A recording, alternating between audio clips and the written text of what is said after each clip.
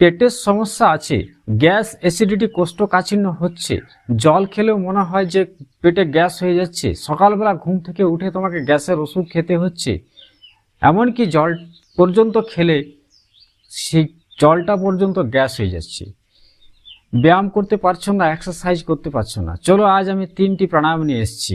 তোমাকে কঠিন কঠিন এক্সারসাইজগুলো করতে হবে না, কঠিন কঠিন ব্যায়ামগুলো করতে হবে না।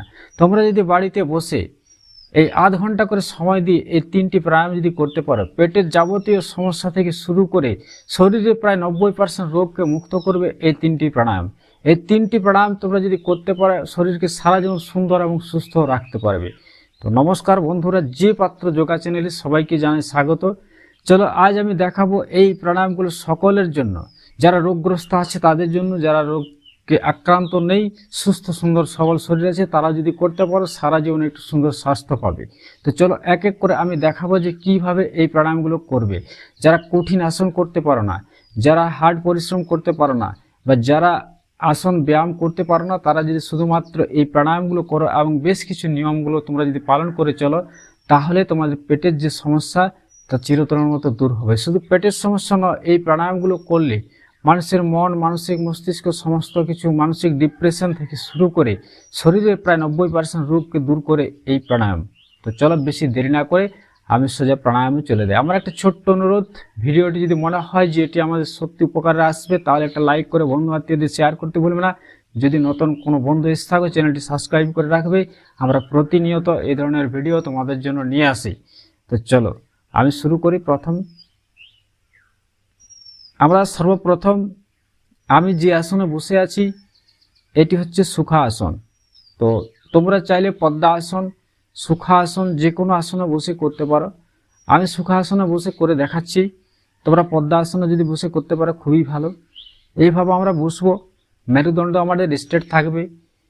তবে মনে রাখবে, খোলামেলা জায়গা যদি খুব ভালো হয়, যদি খোলামেলা জায়গা হয়, বাড়ির ছাদে বা বাগানে মাদুর পেতে খোলামেলা জায়গায়, এবং সকালবেলা করবে। জাস্ট এইভাবে বসলাম, বসে সর্বপ্রথম আমি যে প্রাণায়াম দিয়ে শুরু করব তা হলো ভস্ত্রিকা। ভস্ত্রিকা শ্বাস নেব এবং শ্বাস ছাড়ব।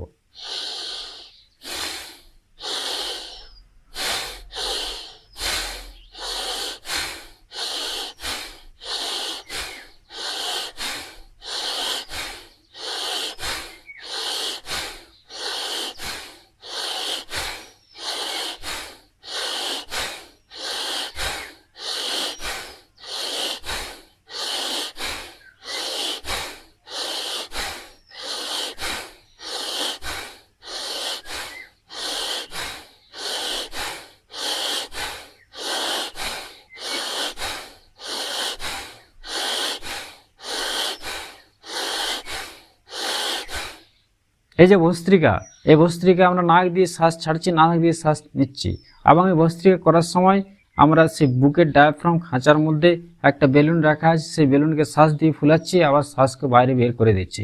ভস্ত্রিকা কতক্ষণ করবে? এই ভস্ত্রিকা 1 থেকে 2 মিনিট করবে। 1 মিনিট করো, আবার 1 মিনিট করো, 2 মিনিট করো। ভস্ত্রিকা করার সময় অবশ্যই মেরুদণ্ড স্ট্রেট রেখে করবে, একাগ্রচিত্তে, একাগ্র মানে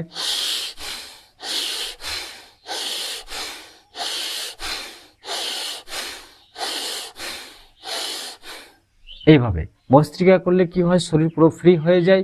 পরের যে প্রাণায়ামগুলো করতে সহজ করে এবং পরের প্রাণায়ামগুলো করার জন্য সহজ হয়ে দাঁড়ায়। তো এই ভস্ত্রিকা আমরা কেন করব? ভস্ত্রিকা করা যে আমাদের বুকের মধ্যে যে ফেফড়া বা খাঁচার মধ্যে যে আমরা ফুসফুস বা আমাদের যে লাংস, যে আমাদের ফেফড়া আছে, হৃৎপিণ্ড আছে, যেখানে আমরা শ্বাস ধরে রাখার ক্ষমতা বা যেখানে আমরা শ্বাস ধরে রাখি, সেই শ্বাসযন্ত্র, হৃদযন্ত্রকে আমাদের জোরে জোরে যে হার্টবিট, সে হার্টবিট আমাদের শ্বাস প্রশ্বাস নেওয়ার ফলে কি হয়, অক্সিজেন ধরার ক্ষমতা বাড়ে, এবং আমাদের মোবাইলে যেরকম ব্যাটারি শেষ হয়ে গেলে চার্জ দেওয়া হয়, ঠিক ভস্ত্রিকা প্রাণায়াম করলে শরীরকে চার্জ দেওয়া হয়। এরপর আমরা কি করব? অনুলোম বিলোম করব। ভস্ত্রিকা করার পর অনুলোম বিলোম করব।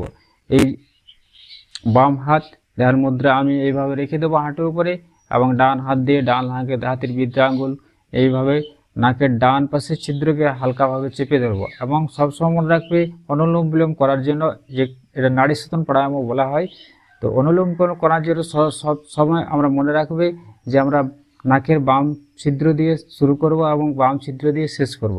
ডান পাশের ছিদ্র আলতোভাবে চেপে ধরলাম, বাম ছিদ্র দিয়ে ধীরে ধীরেভাবে গভীরভাবে শ্বাস নেব। শ্বাসটা যখন নেব তখন আমরা খুব সূক্ষ্মভাবে শ্বাস নেব।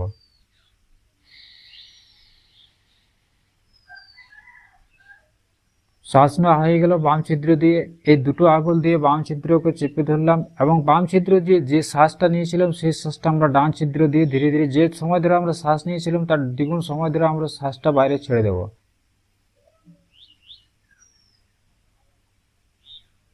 কোনো আওয়াজ নয়, কোনো প্রেসার নয়, কোনো চাপ নয়। শ্বাস ছাড়া হয়ে গেলে আবার ডান ছিদ্র দিয়ে আমরা শ্বাসটা গ্রহণ করব।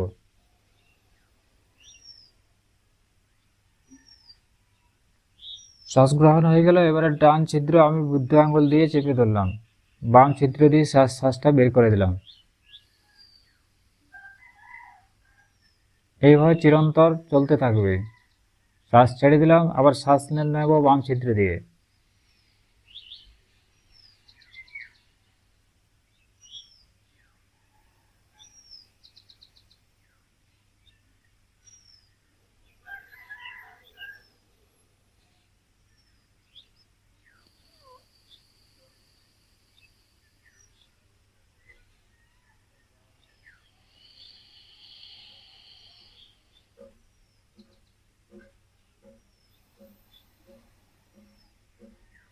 শ্বাস নেওয়া ছাড়ার সময় মনে মনে অনুভব করবে যখন আমরা শ্বাস গ্রহণ করছি, শ্বাস টানছি,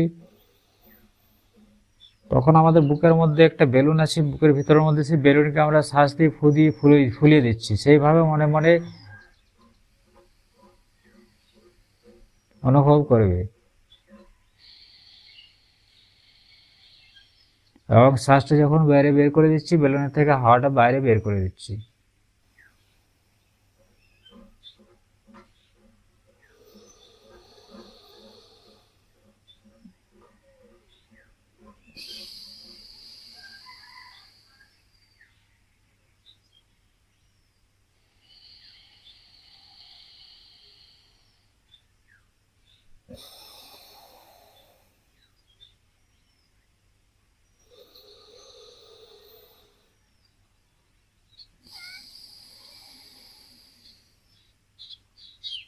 এইভাবে চিরন্তন নিরন্তর চলতে থাকবে।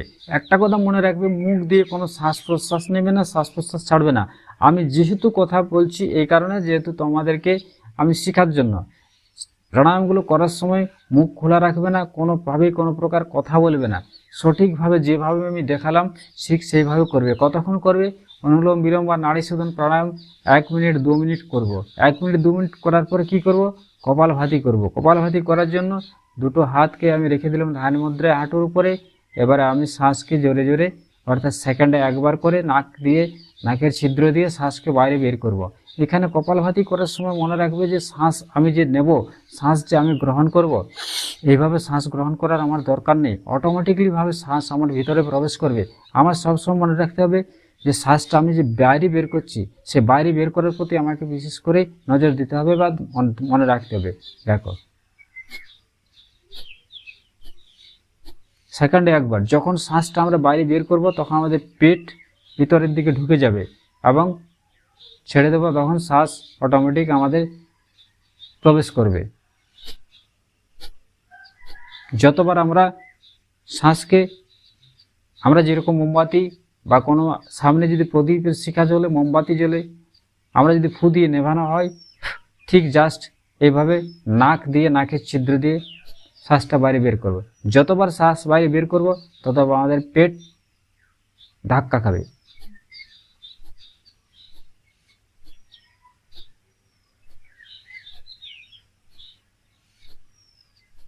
এখানে একটা কথা বলে রাখি, যাদের আলসার পাইলসের সমস্যা আছে, তাদের যে আমাদের পায়খানা দ্বার, সেই পায়খানা গুহ্যদ্বার, পায়খানা দ্বারকে যখন আমরা শ্বাসকে বাইরে ছাড়বো তখন সেই পায়খানা দ্বার সংকুচন এবং প্রসারণ হবে। মানে যখন আমরা শ্বাসকে বাইরে ছাড়বো তখন পায়খানা দ্বারের আমাদের ভিতরের দিকে উঠে আসবে এবং শ্বাস যখন অটোমেটিকলি চলে আসবে ভিতরে, তখন অটোমেটিক স্বাভাবিক হয়ে যাবে। ঠিক এইভাবে যখন আমাদের পেট যেরকম ভিতরে চলে যাচ্ছে, ঠিক সেরকম পায়খানা দ্বার বা মলদ্বার আমাদের ভিতরের দিকে চলে যাবে। এতে করে খুব উপকারিতা পাওয়া যায়। কোষ্ঠকাঠিন্য যাদের সমস্যা আছে তাদের জন্য খুব উপকারী।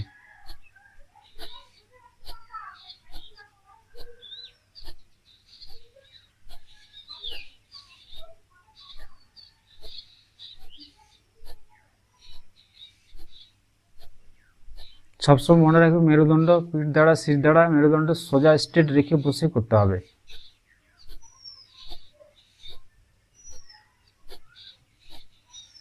আমি যেহেতু শিখাচ্ছি তাই আমি কথা বলছি, কিন্তু টানা তোমরা 5 মিনিট 60 মিনিট 10 মিনিট প্রথম হয়তো পারবে না, 2 মিনিট 3 মিনিট করবে, তারপরে 5 মিনিট, তারপরে 7 মিনিট 10 মিনিট টানা কন্টিনিউ করতে থাকবে।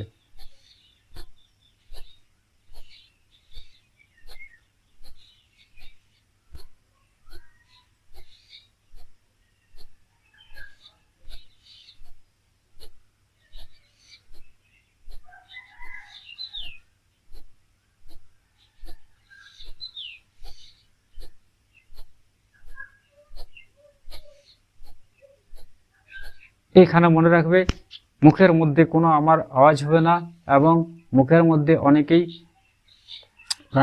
কপালভাতি করার সময় যে ভুলগুলো আমাদের হয় সেই ভুলগুলো মনে রাখবে। বডি যেন আমাদের স্ট্রেট থাকে, বডি যেন আমাদের বডির মধ্যে কোনো যেন ইফেক্ট না পড়ে। অনেক সময় দেখা যায় যে কপালভাতি করতে গিয়ে অনেকেই এইভাবে করে,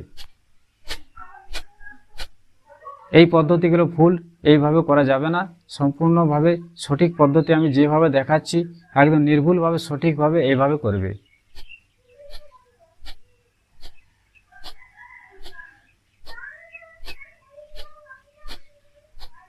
এরপর যে 2 মিনিট 3 মিনিট 5 মিনিট করার পর আবার আমরা কি করব, অনুলোম বিলোম করব। অনুলোম বিলোম করার জন্য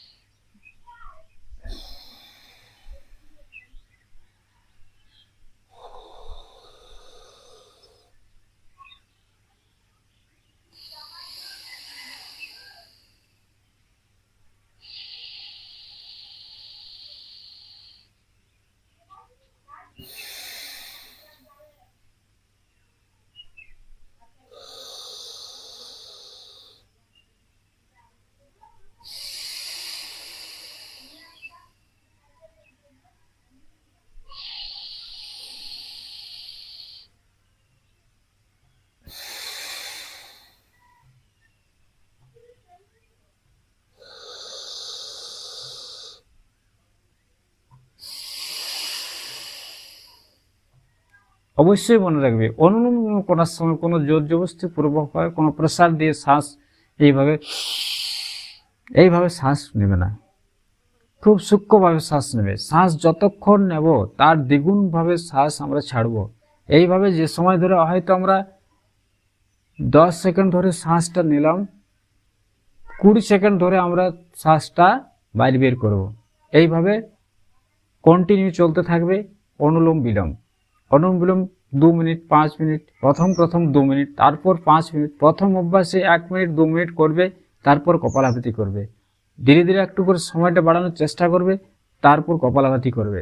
এইভাবে কন্টিনিউ তোমরা দীর্ঘ টানা সকাল এবং বিকেল যদি কন্টিনিউ করো তাহলে মোটামুটি 1 সপ্তাহের মধ্যে তোমরা অনেকটাই নিজেরাই উপলব্ধি করতে পারবে যে আমাদের মধ্যে কতটা পরিবর্তন এসছে বা আমরা কতটা উপকারিতা আমরা পাচ্ছি।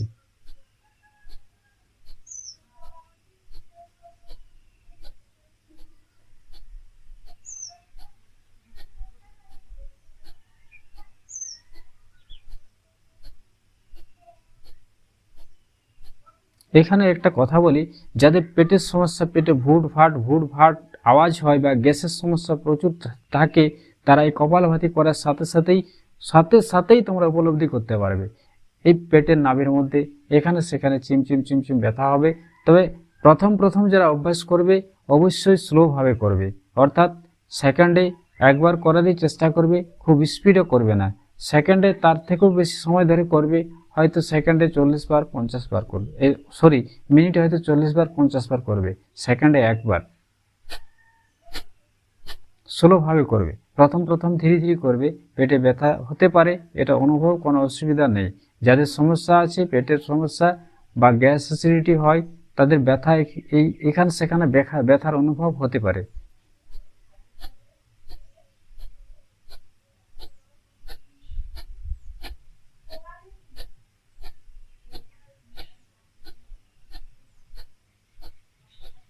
এইভাবে কন্টিনিউ চলতে থাকবে। কন্টিনিউ সময় কত সময়? অনুলোম বিলোম 15 মিনিট, কপালভাতি 15 মিনিট, আধ ঘন্টা তোমরা যদি করো এই দুটো প্রাণায়াম, 3টি প্রাণায়াম, 5 মিনিট ভস্ত্রিকা করব, তারপরে 15 মিনিট করে আমরা কপালভাতি এবং অনুলোম বিলোম করব।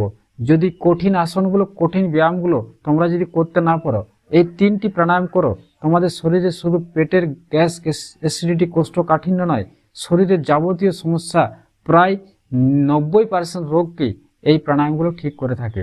ব্লাড সার্কুলেশন ঠিক রাখে, যার ফলে আমাদের শিরায় ধমনী যদি ব্লকেজ থাকে তা দূর হয়, মানসিক ডিপ্রেশন থেকে দূর করে, এবং যারা স্মৃতিশক্তি বা যারা বাচ্চা যারা পড়াশোনা করে বা যারা স্কুল কলেজে যায়, যুবক যুবতী, তারা যদি করে স্মৃতিশক্তি, মেধাশক্তি বৃদ্ধি পায়। এবং এই প্রাণায়ামগুলো করলে মন একাগ্র থাকে, বিভিন্ন দিকে মন চঞ্চল হয় না। তাই এই প্রাণায়ামগুলো প্রত্যেকের করা উচিত। বিশেষ করে কপালভাতি সদ্য যাদের পেটে কোনো কাটাছিটে অপারেশন থাকে তাদেরকে ডাক্তারি পরামর্শ নিয়ে করাই ভালো। এবং এই প্রাণায়ামগুলো সকাল এবং বিকেলবেলা খালি পেটে তোমরা প্রতিনিয়ত করে দেখো। একটা সপ্তাহ করার পর তোমরা যে কি উপকারিতা তা নিজে উপলব্ধি করতে পারবে। তো এই কপালভাতি প্রাণায়াম এবং অনুলোম প্রাণায়াম, এই প্রাণায়ামগুলো বিশেষ করে আমাদের শরীরে শুধু পেটের সমস্যা নয়, প্রায় 90% রোগকে, এক কথায় 90% রোগকে মুক্ত করে। অনেকে অনেক সমস্যায় ভোগে, পেটের সমস্যা থেকে শুরু করে বিভিন্ন প্রকার সমস্যায়, যাদের সামান্য কিছু কাজ করতে গিয়ে হাঁপিয়ে যায় বা সামান্য কিছু করতে গিয়ে হাঁপিয়ে যায়, তাদের জন্য খুবই উপকারী। কারণ এটা আমাদের হৃৎপিণ্ডকে অর্থাৎ ফুসফুসকে অক্সিজেন ধরার ক্ষমতা বাড়িয়ে তোলে, এবং অক্সিজেন ধরার ক্ষমতা বাড়িয়ে তুললে শরীরে হিমোগ্লোবিনের মাত্রা বেড়ে যায়, যার ফলে কি হয়, আমাদের রোগ প্রতিরোধ ক্ষমতা গড়ে ওঠে, ইমিউনিটি শক্তি আমাদের খুব শক্ত হয়, রোগ সহজে আমাদের শরীরে আক্রমণ করতে পারে না আমাদের শরীরকে। তাই এই প্রাণায়ামগুলো সকলেরই করা উচিত। এই প্রাণায়ামগুলো করলে যে উপকারিতা পাবে, কমসে কম 1 সপ্তাহ করে দেখো। 1 সপ্তাহ পর থেকেই তোমরা একটু একটু করে এর যে উপকারিতা নিজেরাই উপলব্ধি করতে পারবে। বন্ধুরা, যদি মনে হয় যে এই ভিডিওটি সত্যি আমাদের উপকারে আসবে, অবশ্যই ভিডিওটি রিপিট করে করে তোমরা দেখে প্রাণায়ামগুলো করতে থাকো। আর যদি মনে হয় ভিডিওটি আমাদের উপকারে আসবে, নিজে করো, বাড়ির পরিবারের সকলকে করা, বন্ধু আত্মীয়দেরকে করার জন্য ভিডিওটি শেয়ার করে দাও। আর একটা লাইক অবশ্যই করবে। কমেন্ট করে কিছু মতামত থাকলে অবশ্যই কমেন্ট করে জানাবে। নতুন বন্ধু যদি এসছো, চ্যানেলটি সাবস্ক্রাইব করে পাশে বেল আইকনটি অল করে রাখবে। আমরা প্রতিনিয়ত তোমাদের জন্য এই ধরনের যোগ, ব্যায়াম, এক্সারসাইজ, প্রাণায়াম, খালি হাতে ব্যায়াম প্রতিনিয়ত আমরা নিয়ে আসি। তাই চ্যানেলটি সাবস্ক্রাইব করে পাশের বেল আইকনটি অল করে রাখবে। তো আবার বলছি, করো যোগ, রহ নিরোগ। যোগ একমাত্র উপায় যা শরীরের সমস্ত রোগের মূল উৎস থেকে রোগকে দূরে ছুঁড়ে ফেলে দেয়। যত আমরা ওষুধ খাবো তত আমরা শরীরকে দুর্বল করে ফেলবো, যত আমরা ওষুধ খাবো শরীর তত আমাদের রোগের বাসা বাঁধবে। তাই ওষুধ ছেড়ে দিয়ে আমরা যোগের আশ্রয় নেব, যোগা করব, এক্সারসাইজ করব। করো যোগ, রহ নিরোগ। সবাই ভালো থাকো, সুস্থ থাকো, এই কামনা করে আজকের ভিডিও আমি এখানে শেষ করছি। সকলকে জানাই ধন্যবাদ।